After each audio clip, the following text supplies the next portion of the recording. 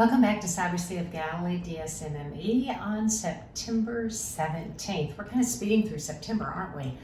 I know it's time does go quickly. So every single day on this Cyber Sea of Galilee is very important for all of us to get our little meditation, our little spiritual tidbit from which we can glean many, many graces if we try to use it that way, and God so blesses our efforts. So today's the feast of a great saint, Saint Robert Bellarmaine.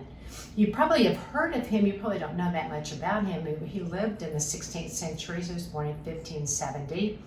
And he quickly became, in Tuscany, which is a favorite part of Italy for me, in any case, the land of olives and vino, wine, and just beautiful, beautiful countryside, and Siena and Assisi, and just gorgeous part of that beautiful country. The whole country is beautiful. But in any case, that's where he lived, and he was very, very bright, incredibly intelligent by God's gifts and goodness, and this was recognized, and he was well educated.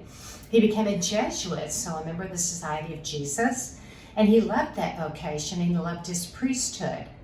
He eventually came under Pope Sixtus V as a cardinal, and really became a tremendous assistant to this pope in a time of much, to put it mildly, ignorance, if that's the best motive to say. People really did not know the truth. They neglected the studies of the fathers of the church. They neglected the study of scripture. They neglected.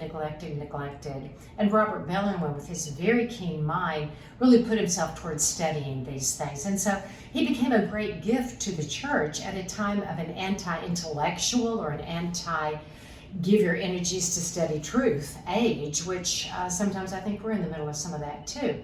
And we'll probably always have some of that with us. Therefore, that much more, do you need Cyber Sea of Galilee? Do you need scriptures? Do you need your prayer life? Do you need the sacraments? Certainly do you need Mass and Holy Communion and confession and all the things that make us real. He suffered a great deal in his life, and he wrote many, many things. Again, he was the first Jesuit to ever teach at the Louvain, the great university. And there are many things about him that I don't think we appreciate enough because we don't know enough about him.